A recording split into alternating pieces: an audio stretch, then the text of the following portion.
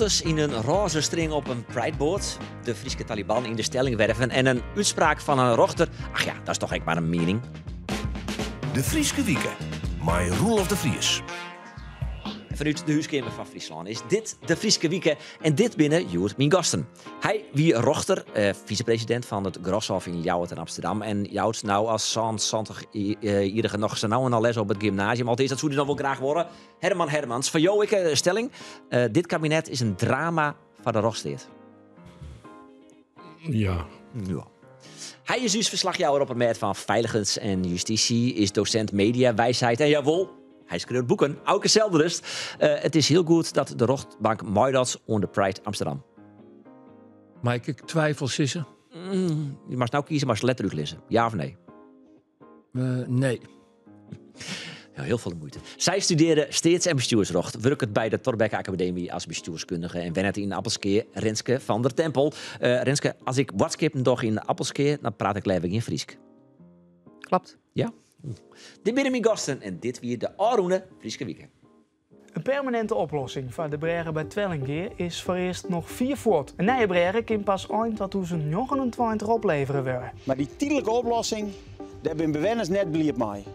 Maar als je hier beginnen aan de ene kant van de bregen met de auto, maar je erom hinnen en voordat je aan de andere kant binnen, ben je 23 kilometer verder. Teammanners van de Harkema binnen helemaal klaar mooi de Hoenenstront. En net alleen nog op stritten zwargt het veroerlest. Ek de skielpoddenopvang in het dorp witte mij confronteren. Er worden toch regelmatig gewoon poetsjes met hondenstront oer het hek gooit. Nou, dan denk ik bij mezelf, ja, hoe bedenkt het?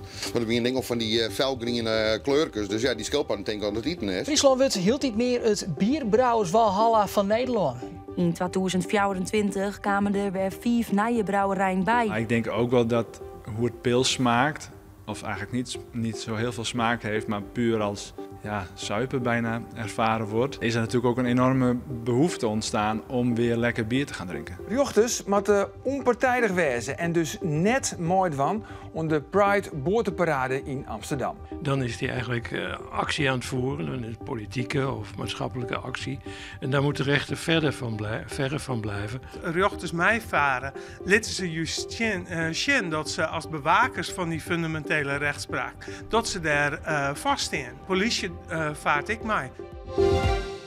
Ja, dit onderwerp zullen we het aanstel ik hoe hebben. Onder andere Majo, Herman Hermans. Welkom bij de uitzending van de Frieske Wieken. We beginnen altijd met de vraag: hoe wie jouw Aroene Wieken? Wat voor cijfer jouw Aroene Wieken en waarom? Ja, ik geef er toch wel een 9 voor. Over het algemeen voel ik me wel gelukkig. Dat was ook deze week het geval. Ja, waarom? Vandaag is mijn dochter 50 jaar geworden. Dat is toch ook bepaald een hoogtepunt. Lokweenske. Ja, een hoogtepunt, hè. Dat is een mooi moment. Ja, zeker. Kist dat nog toepen, Auke? Of nee, absoluut. Je kan niet net doorheen. Het is zo'n feest dat wie deze week van mij net. Die dochter is nog net 50. Nee. Nee, en als je trouwens in Valencia, die had een tuskenier, dus die geniet het echt van het leven. Heerlijk. Ja, mijn weekend. Ik denk toch wel een 8, misschien wel een 8 plus. Ja. Vroeger kregen we nog wel eens een 8 plus. Ja. Dat had ik te krijgen met het feit dat ik deze week in mijn boek zo'n beetje rond ha. Ja. Dat heb ik juist opgestuurd, druk op de knop.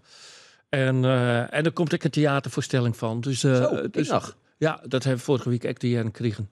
Dat het uiteraard te krijgen met Jilt. Ik bedoel, ze staan in de startblokken, de mensen, de acteurs, de actrices. Wat gaat het door, het boek? De terroristenvakantiehuis op Ameland voor weduwen van verzetsmensen en getraumatiseerden in de oorlog. Daar konden ze uitwaaien. En hoe dat is, heb ik een boek geschreven en het komt in april uit. Renske van der Tempel, ik welkom. Mooi, ja. Wat voor cijfer jouw stel voor een week? Ja, het weer voor mij op zich een hele gewone week. Ik geloof net dat ik uitshitters heb, net naar de onderkant en net naar de boppenkant. Dus, maar prima, dus ik won 8. Ik een 8, ja? Ja, lekker werken. Ik vond het vorige week kwam het heerlijk water. Toen ben ik lekker de tuin in West, dus dan begint het wel heel lekker om die weken. En niks op ons meer. Een en al positiviteit van deze tafel. Nou, we dan even zien naar de ellende in deze wereld. Reboelje en geharrewar ik in de stelling werven. Of dat nou ellende is, weet ik net. Want hoe moeten ze daar nou krijgt omgaan met het stellingwerf, de taal het stellingwerven. Renske, du bent een bestuurskundige, ik commissielid van de D66 in stellingwerf. En du bent in Appelskeer. Kist zo kwart uitlezen wat daar nou krijgt gaande is? Nou ja, kwaad kind is wel net, lastig, maar ik zal me best wel. Ja, nou ja, het is natuurlijk wel iets dat al heel lang speelt in je Stellingwerf. Officieel is dat Friestalig gebied. Dus we krijgen net zoals West-Stellingwerf een uitzondering voor het Fries. Maar dat is wel heel lang het geval geweest in de praktijk. Dus dat we eigenlijk net z'n volle ding met Fries. En in Friesland ja, nee, dat soort dingen. Dus dat taalbeleid, dat is er dan net. De Frieske of de Stellingwerfse schrijversroute is wel actief ik bij u om het Stellingwerfs onder de aandacht te brengen. Maar daar is nou weer correct op bezuinigd vanuit de provincie. Wat is dat correct, de schrijversroute? Nou, dat is echt een club die het Stellingwerfs op de kaart zet. Dus ik heb bijvoorbeeld een hartstikke leuke boekenlijst in het Stellingwerfs. Nou, dat hel ik daar dan bij. De cursusvolgjes door lessen op squallen. Juist om dat Stellingwerfs ik onder de aandacht te brengen. Ik van Jongerijn. En daar is op bezuinigen. Dus het bloot net zo heel veel meer oers is, maar om wat te doen. En dat zet gewoon queer bloed eigenlijk bij de meesten die zeg toch ik vooral Stellingwerver villen en minder Fries. Ben je boos? Echt, ja, dat merk ik echt. En dat vind ik heel ingewikkeld, omdat ik zelf, ik ben helemaal net in Friesland wel Friestalig opvoeren. Dus echt, ik wil als Fries om Utens heel erg Fries, viel ik me altijd. Misschien juist wel omdat ik er nooit wennen ga. Dus voor mij is Fries ik echt mijn memmentaal. Dus ik vind dat ik ingewikkeld. Ik moet proberen om dat net persoonlijk mee om te loeken. Dat het net maar het is voor, je merkt dus hoe diep al taal zit. En het geldt voor mij voor het Fries, maar voor deze meesken een soort meesken in je Stellingwerf is dat het Stellingwerfs. En het enige wat ik wil lastig vind is dat het gewoon in mijn beleving net zo heel volle sprutsen wordt. In ieder geval net in Appelskee. Maar het Stellingwerfs ik net. Nee. En ik zou het dus heel mooi vinden dat je het allebei doet. Dus want oors giet aan taal en ik aan streektaal. Die is niet meer actief, die wordt niet meer beleerd, die wordt niet meer sprutsen. Dan juist het net en dan komt het net kleer. Dus ik denk dan maak je gewoon het beste ervan. En maar ik was dan eigenlijk ik net Fries te praten dat ik bordskippen toch? Nou, Zit het Jip? Ja, ik heb net het idee dat, ik in de riedsvergadering, dan is er een riedslid dat in het Fries praat en is een oorriedslid dat zegt, je verstaat niks van. Nee, die neemt de discriminatie zelfs. Ja, dus dan denk ik, als je ook al zat in ik zou het dus fantastisch vinden als we standaard in de ried gewoon Stellingwerfs praten zoen daar. En degene die Fries praten wel Fries. En als ik je dan net snap, dan vreeg ik het wel. En misschien moet je dan en dan eens even wat extra uitlezen om spraakverwarring te voorkomen. Dat is ook heel leuk vinden. Dat is ook een mooie actie vinden. Zullen we dan van alles in Stellingwerfs dan? Ja, dat ken ik dus net. Nee, dat is nee. Maar wat ik interessant vind in deze kwestie is dat diezelfde taalstrijd, die het Frieske extra maar dan op provinciaal niveau. En uiteindelijk hebben ze het Fries het min of meer zien zin krijgen. En eigenlijk gebeurt dat nou in een gemeente. En ik vind het eigenlijk ook wel heel, misschien wel hoogvaardig om te denken van maar je een Fries praat. Het is eigenlijk dezelfde strijd. En als je dezelfde discipline aanhing, je dezelfde gedachte van wij zijn een minderheidstaal, maar wij meiden wijzen. Dan moet je dat ook denken over een orentaal. Dan moet je dat wel doortrekken naar andere taal. Dan moet je dat doortrekken naar andere taal. En ik denk dus voordat een hoop meesken in de Stellingwerven, dat ik het ook gewoon hebben. Ik steen in ieder geval hartstikke je hebt wat Stellingwerfs. Ik merk, ik krijg dat net altijd helemaal weer waarom van het Fries. Maar dat hing ik van de persoon nou. En als je dat zelf een beetje leuk brengt, dan komt het wel even clear, denk ik dan. Maar wie er iets lid zijn, we moeten maar naar Drenthe. Ja, dat klopt. Is dat een gevoel wat... dat is ik heb geen idee. Ik kan me net voorstellen dat breed droegen wordt. Ik heb wel meestal dan ging ik Frusien. Oh ja? Ja. Die willen echt Friesland wij wonen in Friesland en dat willen we zo houden. Maar is het juridisch eigenlijk überhaupt mogelijk om in een gemeente niet op te heffen en naar een andere provincie op te hevelen? Dat zou kunnen. Je kunt een wet maken die dat regelt, maar ja. Ja, er gaat heel wat water door de zee. Zeker. Ja. En het zal zeker geen prioriteit hebben in het huidige klimaat. Nee, want hoe belangrijk is het praten in je eigen taal eigenlijk? Ik denk dat het heel belangrijk is, want ik heb dus talen ook gestudeerd. En ik denk dat het heel sterk samenhangt met het gevoelsleven. Ja. Dus dat heb ik ook als rechter wel gemerkt in de rechtbank. Wij moesten het kunnen verstaan. En heel veel mensen die geven toch de voorkeur aan het spreken in het Fries. Dat wordt soms verstoord doordat er ook andere deelnemers aan het proces zijn. Bijvoorbeeld getuigen, deskundigen en advocaten die het Fries niet beheersen. Althans niet passief beheersen. En dan wordt eigenlijk toch de persoon in kwestie gedwongen om op het Nederlands over te gaan. Zo vind ik dat Elsen niet in zijn eigen taal in de rechtbank praten moet. Ja, dat vind ik eigenlijk wel, ja. En als er dan, als dat niet verstaan wordt door de rechters of anderen, zou er in principe een tolk moeten zijn. En daar is over natuurlijk weer heel veel discussie, omdat er te weinig Friese tolken zijn. Ja. En dat de salarissen niet voldoende zijn. Ja, dat is aardig op bezuinigen natuurlijk. Dat is altijd weer hetzelfde verhaal. Er is te weinig geld voor. Dus er moet meer yield bij om die tolken te regelen. Ja. Maar als je het serieus neemt, maar er ik wat zien hoe als je het serieus neemt en misschien zelfs als een fundamenteel recht ziet. Ja. En dat is het toch, ik? Dat is de Friese strijd geweest die inderdaad gewonnen is, zoals Auken zegt. Maar dan moet je er wel gevolgen aan verbinden. En ik hoe net wel kreppelvreet u te lezen, Auken. Maar dan was van de week wel een artikel schreven over een vertochte van moord die graag praten wil met een psychiater in het Friesk. Ja. Wat kun je het lezen hoe dat zit? Dat is in die zin wel nieuwsgierig. Het Friesk in de rechtbank, daar is voor strien, dat is binnenhellen, zeg maar zeggen, dus dat mij. Wat nij is in deze kwestie, is een vertochte in een moordzaak. En dat is een Fries, die is opgegroeid in de Memmetaal. Ik ben een heel soort Fries die hebben gewoon nooit een oortaal sprutsen. En die moet in één keer mijn psychiater, er moet een dubbele rapportage komen over die vertochten. In opdracht dus van min of meer de rechtbank, wat ze willen weten van wat voor man is die vertochte nou. Nou, dubbele rapportage betreft een psychologisch onderzoek, maar ook een onderzoek door een psychiater. Sowieso ben die op dit moment haast net te vinden. Nee. Dus die vertraging van de rechtszaken, die rint op tot 6 maanden. Maar een Friestalige psychiater wil deze man heel graag. Want, en ik zie een advocaat het even pleiten, en zelfs een psycholoog zei van, dan moest eigenlijk een Friestalige psychiater, want hij moet praten over zijn jeugd. Hij moet praten over emoties. Maar dit is net verankerd dat het tasten in worden moet. Nee, dat is nergens verankerd. Dat kist ik net eerst keer. Ik heb contact zocht met het instituut dat deze deskundigen levert. Het Nederlands Instituut voor Forensische Psychiatrie en Psychologie. Ja. Die leveren dus psychologen en psychiaters in opdracht van de rechtbank. Maar dit verzoek hebben wij nog nooit eerder gehad. Dat is 1. Het tweede is, in Nederland spreken Friesen wonen in Nederland, spreken dus in principe de Nederlandse taal. En bovendien was het argument, wordt het rapport ook in het Nederlands opmaken. Dus eigenlijk is dit een kansloos verzoek, als daar naar luistert. Maar ik vond het wel nieuwsgierig genoeg dat zij in het voortraject voor het proces, dat ze zeggen van dit onderzoek wat in mijn Friestalige psychiater gebeurde, zodat hij oer zijn emoties heel iepen wezen kan. Klinkt logisch, Hermans. Nou ja, ik vind het geen onredelijk verzoek eigenlijk. Nee. Ik neem aan dat in dit geval de opdracht tot het onderzoek gegeven is door de rechtercommissaris. Dat ben ik zelf geweest. En ik wees zelf de deskundige aan. Dus ik bepaalde welke psychiater dat zou doen. En in het geval van zo'n instituut in Den Haag kun je ook een bepaalde wens daarbij tot uitdrukking brengen. Als zij zeggen, we kunnen er niet aan voldoen, kun je de opdracht terugnemen en alsnog een Friese psychiater zoeken.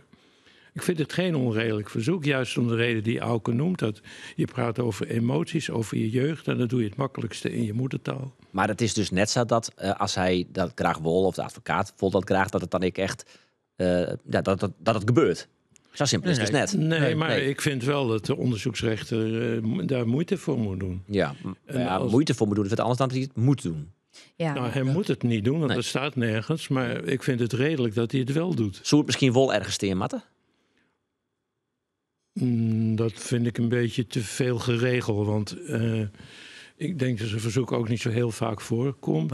Dus voor het eerst. Nee, het denk ik te krijgen, maar de kwaliteit. Je wil natuurlijk uiteindelijk op een goede manier een oordeel vellen in de dan wil je een goed rapport en dan moet je echt inzicht krijgen in wat het in je mooi maken en hoe zit deze persoon in elkaar. Daarom doe je zo'n onderzoek. Dat kiest alleen nog maar goed op de tafel als die in zijn eigen taal vertellen. Dus. Ja, dus dat is natuurlijk een beetje de vraag. Het kan wel zijn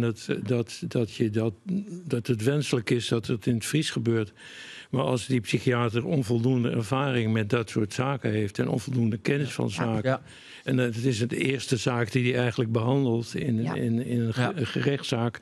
Maar dat wordt wel in het Nederlands, ik neem aan dat dat wel verslaan is. Nou ja, hij is zelfs een verslag. Er is geen enkele goede reden om het verslag in het Fries te maken. Nee, de verslag wordt standaard in het Nederlands geleverd. Ja. Maar wat Herman zei, het is een terechte opmerking. Er kist wel een Friestalige psychiater eventueel vinden. Ja. Maar de deskundigen worden wel zocht per zaak. Van past die bij die zaak, past die bij die vertochten. Dus misschien maar dan is het Fries ik nog kind. Maar is dat zo goed waarom je hem dan net willen dat ik verslaan wordt in de wet? Dat je zit van oké, als een vertochte per se praten wil maar een Friestalige psychiater, waarom schoen je dat onderdeel dan net verslissen? Dat gaat dan denk ik een beetje ver. Ja, maar waarom? Dan zou je dus ook bijvoorbeeld kunnen zeggen waarom voor de Friese wel. Ja, dat is een rijkstaal natuurlijk, daar wil ik niks van afdoen. Ja, maar er komt een Fransman, moet hij dan met een Frans sprekende psychiater praten? Ja.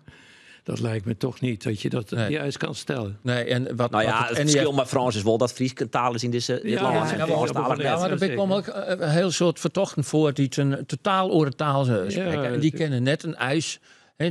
Dat heb ik me verteld. Je kent als vertochten net eisen. Meneer de rechter, ik kom uit Sierra Leone en die taal spreek ik. Dan moet hij dat ook. Dus maar de meeste in Sierra Leone komen binnen misschien een 1000 of 4000, dat weet ik net. Maar de Fries inmiddels 650.000. Of in elk geval die er in de provincie wonen. Dus daar zit natuurlijk ook wel weer. Maar ik denk dat ik wel gewoon als het zo vast lijst, als het in principe gewoon een kwalitatief goed proces was. En als er een aantal eisen stelst, dan kan ik ondervallen dat in zijn memmentaal dat dwang. Een hele goede formulering. Ja, dan moet je alles bij betrekken. Of die psychiater geschikt is. En in dit geval zou het dus de voorkeur verdienen om ook nog eens een keer een Fries sprekende te hebben. Ja, dan bist ik. Zo is het ook in deze zaak neergelegd. Ben je er klaar voor? Een bak mayonaise. Ja, elke week bepraten we in een bak mayonaise. Het nijs van uw Omroep Friesland website en de app. Ik heb een belangrijke vraag voor je. Luister je hem goedje. Hij en Wolles hoorn dat je hem totaal geen klik maar in heen, maar dat er toch een bepaalde spanning wie. Dat er toch sprake wie van een bepaalde. Nee? Ja? Totaal geen idee. Ik moet even Jeep graven. Ik denk, nou, ik maak die persoon eigenlijk net, misschien maar een collega, ken ik. Maar toch. Nee?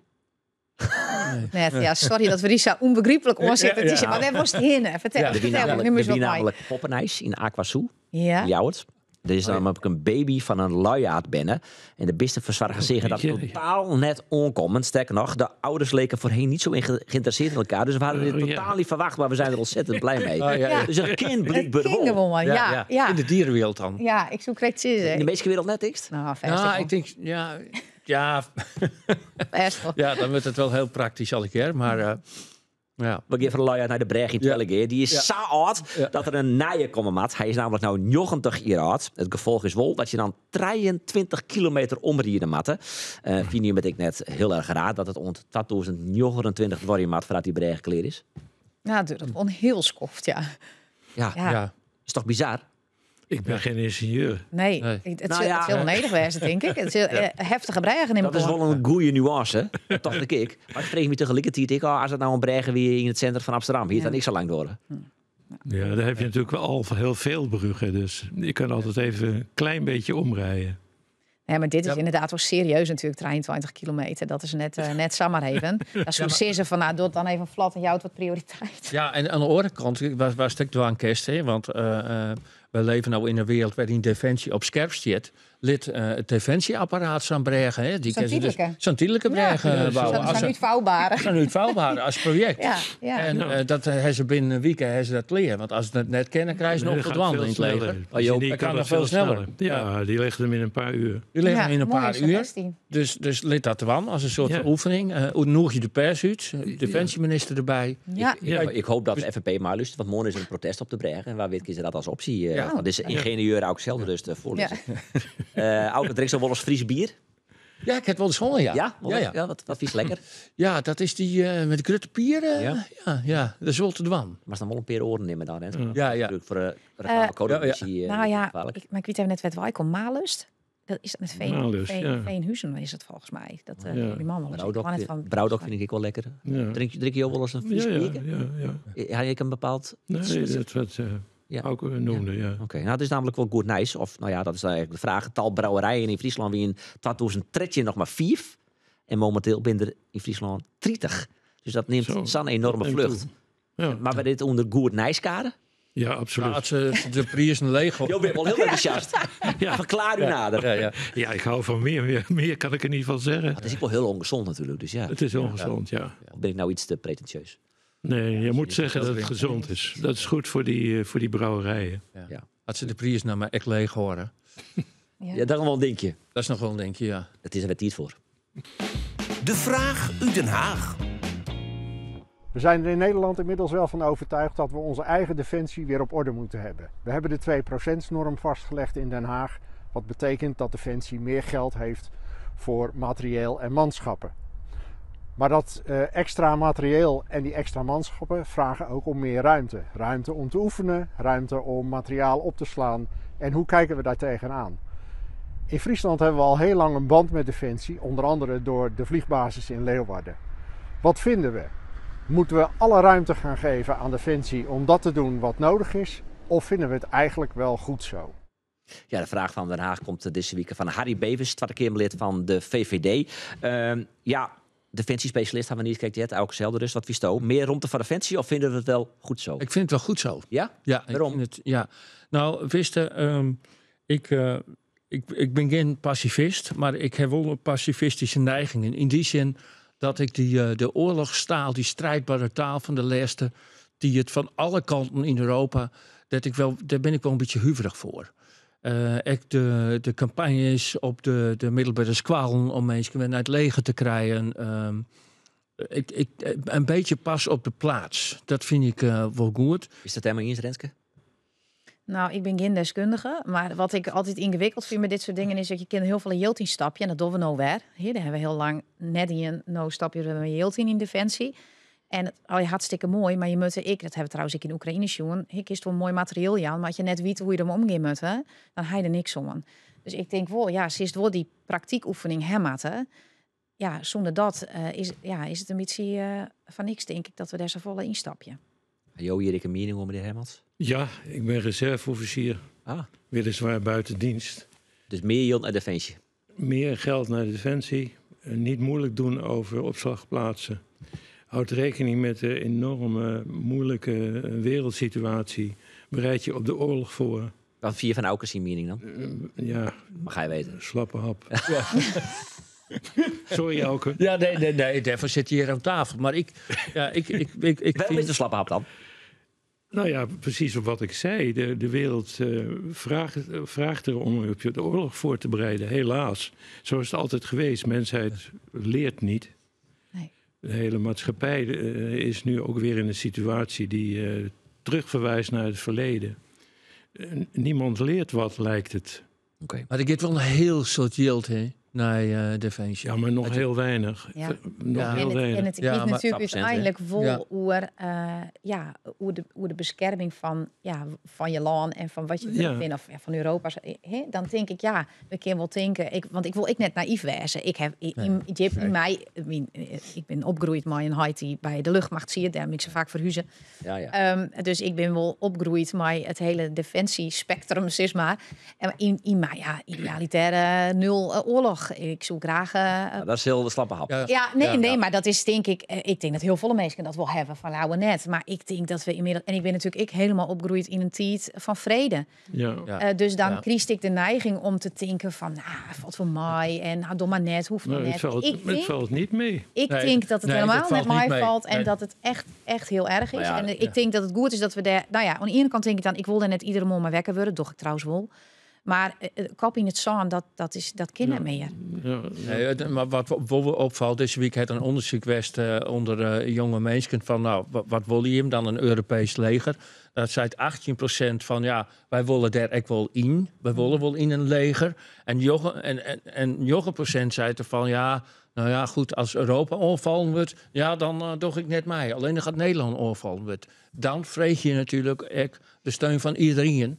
En dat is nog maar de vraag. We gaan uit het onderwerp waar hier onder oor. Ik zit Herman Hermans. De Roggebanken van Amsterdam en Midden-Nederland. Toch dit is in mijn onder de boterparade die het spreidt Amsterdam. Net van CCO, oud-vicepresident van de Roshoven in Ljouwert in Amsterdam. Nou, om vod maar bij de door in hoes te vallen. Waarom ben je hier op het chin? Ja, omdat ik bang ben, of eigenlijk wel zeker weet, dat de onpartijdigheid van de rechter daardoor schade leidt. En waarom?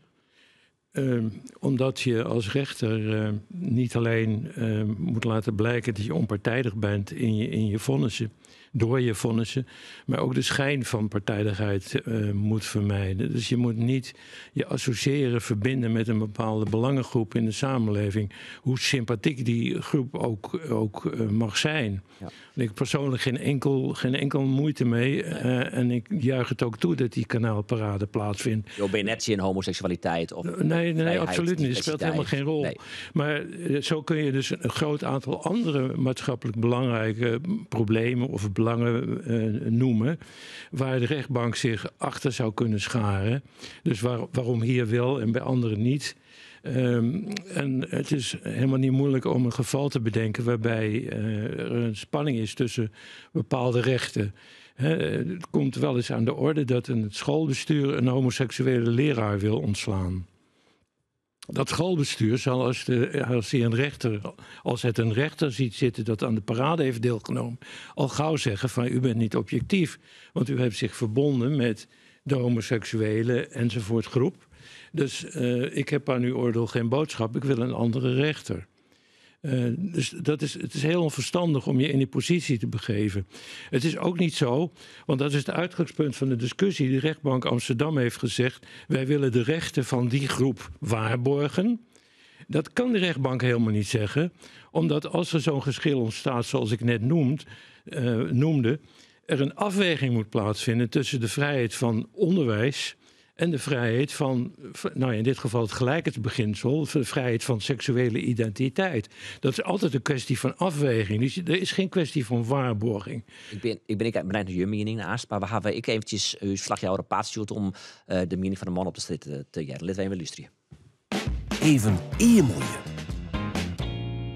Als ik een rechter serieus moet nemen en dan staat er in een roze string bijvoorbeeld. Ja, Nee, dat zou ik dan niet, maar prima dat ze meedoen, toch? Ik denk dat het een mooi feestje, dat de mensen op een boord staan willen. Dan moeten die mensen fijn op een boord staan in. En voor de rest, ze dat net willen, ik vind wat vier keer dat de jochten daar zijn mening moet vallen laten. Maar dit is best wat anders. Ik vind het wel leuk. Ja? Nou ja, maar het is zijn privéleven, hè? Het had niks met zijn werk te maken. Het is zijn privéleven. Dus hij mooi leven zat hij wel. En had hij in zijn privé dat wel wil, dan vind ik dat prima. Nou, in wezen, ja, dat is er net om uit. Maar ik een stukje van Sjoen op de televisie. Ja, ik denk in wezen waarom ik net. Het joort toen die hindersjes het kennen al eer, dus waarom zou dit in principe net kennen? Ja, dus er lijkt wel homo's wijs onder de rug, dus dat is wat ze gang beginnen. Ik had hier les van verder, maar ja.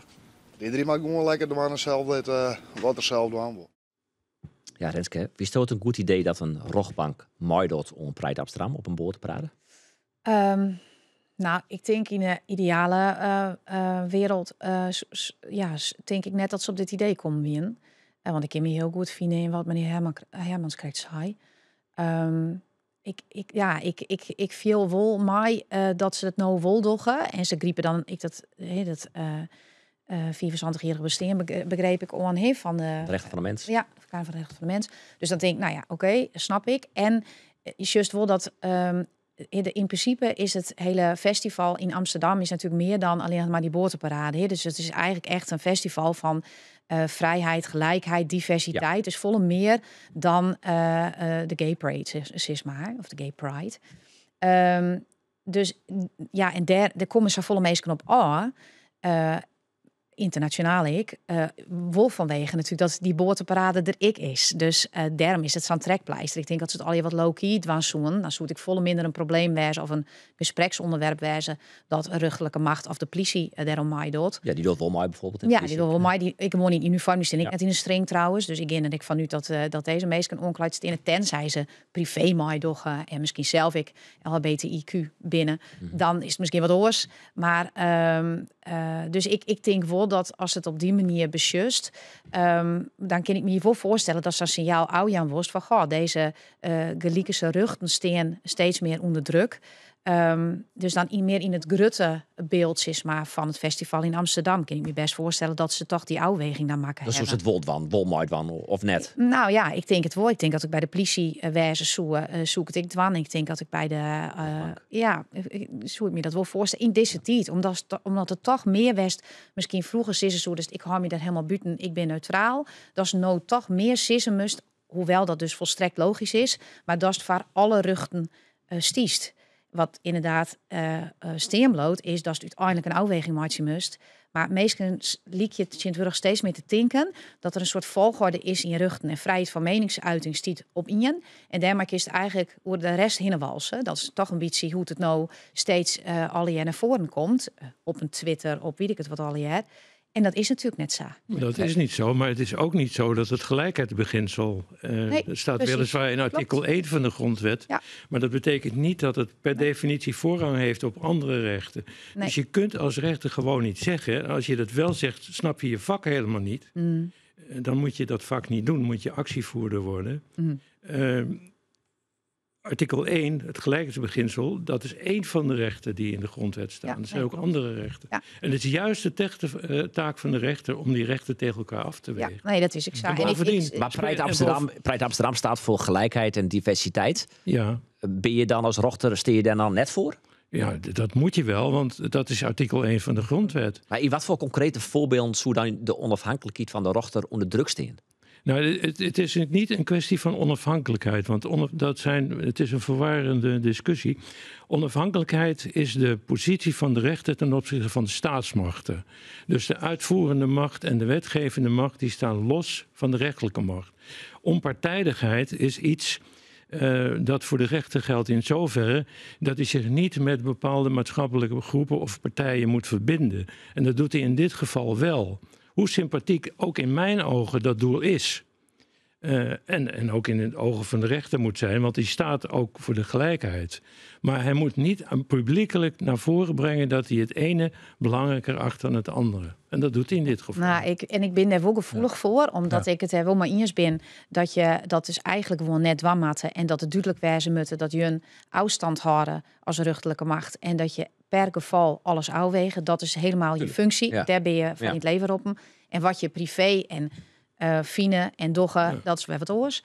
Ja. Dus suggereert in mijn eigen ambitie dat het kiezen of het wijzen van je seksualiteit of je gender of wat dan ook, dat een subjectief iets is? Nou, wie het lastige wat ik ook altijd vind is, maar je zit er safvolle elementen in deze discussie en daarom vind ik het wel heel leuk dat jou het opskreun hebben, want dit brengt wel echt het gesprek op gang. En dat is alleen nogal heel waardevol. Ja. Het is wossa dat je juggen dat op heel volle vlakken onbekend maakt, onbemind. Ja. Ik ben genoeg mensen die hebben maar die boorteparade op zich. Ze hebben er niks op chin. Soms vinden ze het verschrikkelijk. Ben ik genoeg LHBTI-mensen die zeggen, ik moet er niks van hebben. Ja. Nee, want iedereen denkt dat je homo binnen dat je in een string stenen. Is natuurlijk net zo. Nee. Dus er is van alles vaar en chin te sissen. Maar het is wossa dat het nog steeds net vanzelfsprekend is dat 2 man elkaar saai een tuutje aan kunnen. Natuurlijk. Dat is al heel lang op zich. Maar dat vind je ik treurig.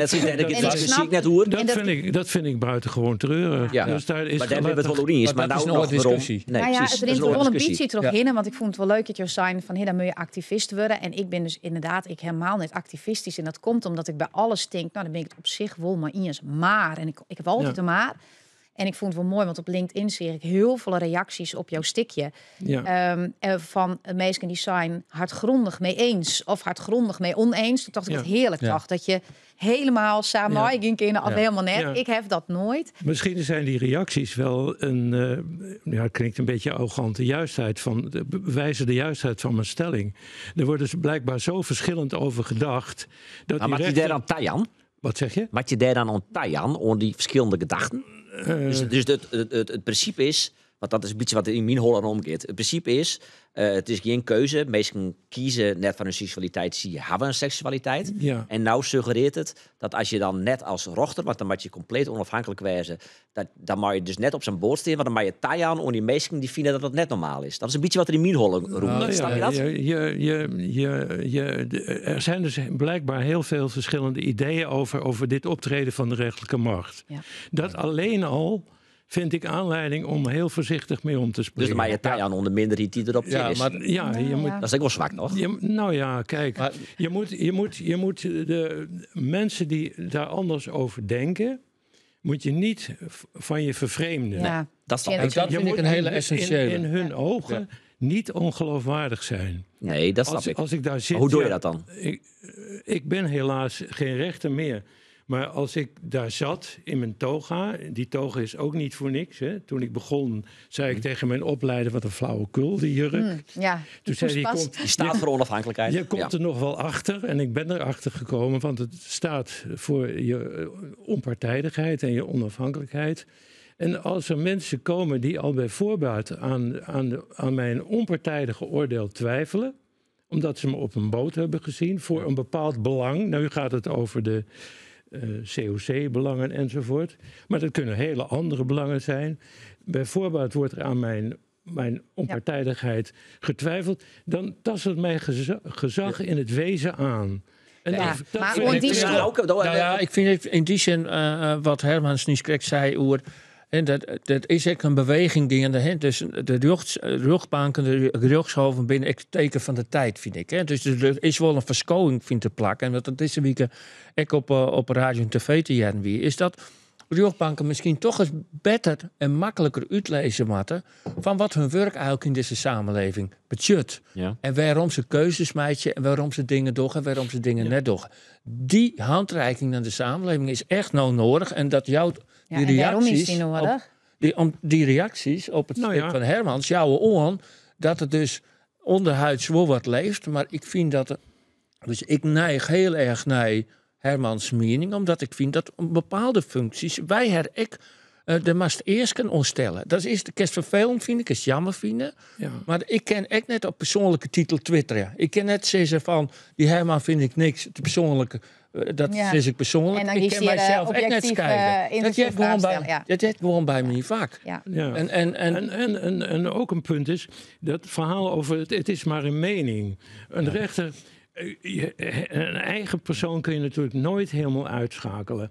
Maar het is het vak van de rechter juist om zo objectief mogelijk te oordelen. En dat doet hij door naar de wet te kijken, door naar andere rechtelijke uitspraken te kijken, door te overleggen met zijn collega's, door zich goed te informeren in de samenleving, door waar nodig deskundigen in te schakelen en door volstrekte integriteit tentoon te spreiden. En tot deel te nemen aan een prijtbord. Ja. Nee, want er weer deze week een ingestuurde stikhoer in de Telegraaf, waarbij de skreunde rechtsstaat wordt bedreigd te ondermijnen naar uitspraken van politici, pers en burgers. Dat staat in die brief van de Rogbank, de advocatuur en justitie. Nou, we Jen kijkt alleen Jo binnen termen eens. Wat voor stof van die brief, Auke? Nou, ik snap hem heel goed. Ja. En dat signaal is hier aan deze tafel. Ik eerder terug de teken van advocaten in Noord-Nederland, even van de Wiel. Die bij de installatie van Rietsheren bij het Hof, ik zei net van wat er erom tinken. Deze week weer een voorbeeld. Er komen 3 predikers, zogenaamde haatpredikers. Ja. Die wordt de minister aan het zin horen. Die stapt naar de rechter, dat ken. Die rechter die zocht naar de stikken, die zocht naar de argumenten. En komt erachter van, je hebt hem huiswerk niet goed zij binnen welkom. Dat is het vonnis, dat is geen mening. Dat is een feit, dat is een vonnis. Ja. En daarvoor hebben wij trias politica. Dat besteden wij uit aan de rechterlijke macht. Dan komt het... Dat is belangrijk. Maar dan vervolgens zei de wetgevende macht in de persoon van die ministers, dit is een zwarte dag voor Nederland. Ja, dan denk ik, dan bejuist hij op glad ears. En waarom vind ik dat gevaarlijk? Ja. Want daarmee suggereert uiteindelijk dat wat die ruchten sissen, dat is eigenlijk echt maar een mening. Dat bestempeling ik als een zwarte dag met zo'n het idee dat dan neemt, die mening? Zeker, in het populistische klimaat. Met een redelijk rechtsextremistische signatuur, zocht dat vaak, ook in het verliezen, in dat soort samenleving. Zeg je dat ik, Hermans?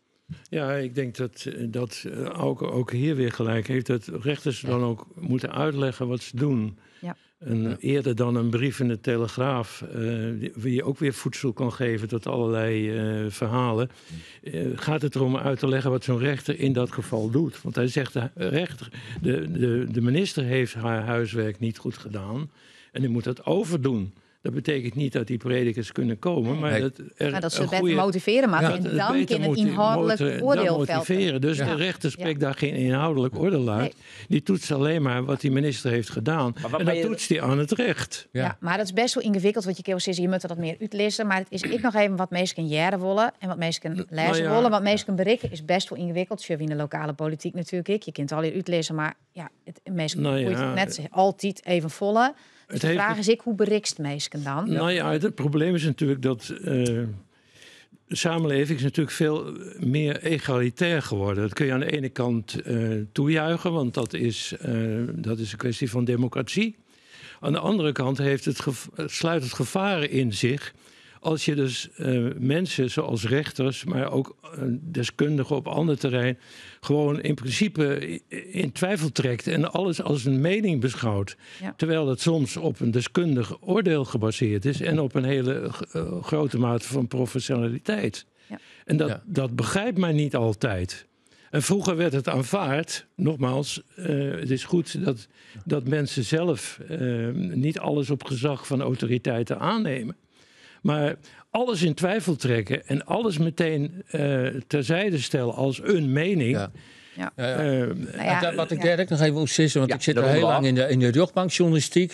Joost zit er nog veel langer in rechtbanken en hoven. Maar wat mij wel opvalt, is dat toen ik begon in mijn carrière als journalist, dat ik na de uitspraak echt nog wel eens reacties verkregen van slachtoffers, gedupeerden. Ze zei van het is wel wat leuk, maar hier moeten we het mee doen. De rechter heeft gesproken. Dat zo lang niet zijn nou reactie. Ja? Wat is dit voor belachelijks? En dit kent toch net. En een taakstraf. En er is direct vanuit een onderbuikgevoel wordt er gereageerd. En daar wordt een rechtelijke uitspraak in mijn naam. En dat zit er helemaal los van. Het is geen mening. De rechter heeft geoordeeld op grond van stukken, op grond van een wetboek. En dat zit. Maar dat wordt net meer pikt. Nee, het is interessant als ik nog één ding mag zeggen. Laatste. Dat er zijn van die onderzoekingen geweest, dat je burgers in de zaal zet. Ja. Willekeurige burgers en zegt volg die zaak en gaat er met elkaar in discussie over wat eruit moet komen en dat er vaak een milder oordeel uitkwam dan wat de rechter had gegeven. Ja, klopt. Mooi, Ja. Ik wil graag afsluiten. Ik wil je vragen wat je dit weekend was, Renske. Wat is dit weekend dan? Ik weet net wat waar wordt, maar ik werd toen in en mijn jongste dochter het zwemwedstrijd. Die zwemt bij een zwemclub in Houwelwiek en die zwemt in Roden. En dat is dan een iets piekje van 8 uur, dus dat is altijd leuk om te zien hoe het dat ze dit keer weer giet. In Houwelwiek is gewoon Fries praten. Ja. Oké. Joe nog even naar Cambuur. Ja. Voor de 3 punten, hoop ik. En morgen met uw zoon, met voetbalje, een toppertje bij Kwiekdokkum. Zo. En Joop vertelt, Joop is fan van Geert Fortuyn. Ja, we fan van Geert Fortuyn. Ja. Jullie zitten altijd naar het live radioverslag, ga ik Ja, mooi. Over de uitwedstrijden. Behalve volgende week, dan ga ik naar de Bosch Cambuur. Oh, dan bent u erbij? Jazeker. Zo, keurig. En die 3 punten, die moet ik ook hebben. Jo, ging ik naar Cambuur naast? Ja, en dan is het zo dat morgen ga ik met de verjaardag van mijn dochter van vandaag vieren. Ja, tuurlijk. Leuk. Ja, mooi. Vind je dat goed dat ik dan snij naar Jereveen AZ gaat? Nou, dan. Dat kunnen wij begrip voor hebben. Ja. Bedankt. Herman Heemans, ook zelden rust en Renske van der Tempel. Dit weer een Frieske week. Volgende week is er vanzelfs weer een nieuwe Frieske week. Hoi.